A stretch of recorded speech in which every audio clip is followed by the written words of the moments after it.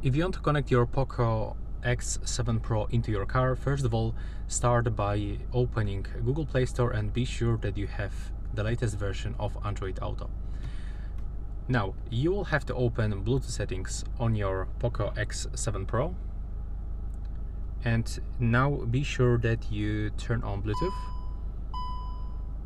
And right now, you will have to go into your car and be sure that you also turn on Bluetooth. There we go. Now you will have to select your car from available devices list. So tap on it once. Now, if you have pairing request on your car, click yes, and do the same on your smartphone, on your POCO X7 Pro.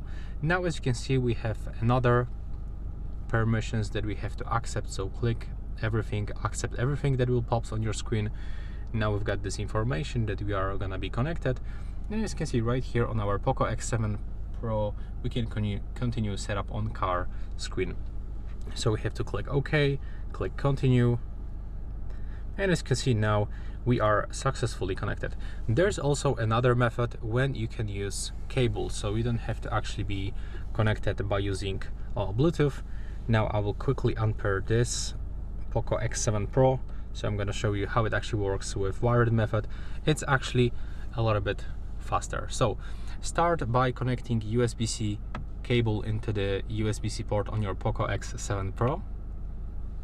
Now, when you do this, second end of the cable connect into the USB port that is actually compatible with Android Auto. So in my case, it appears right here, and this is the USB-C. And as you can see right here, we've got pairing request, so we have to click OK on our car. And as you can see now, we are successfully connected. If you have some permissions or you have to actually click OK, just do this on any notification, but that's basically it. Thanks for watching.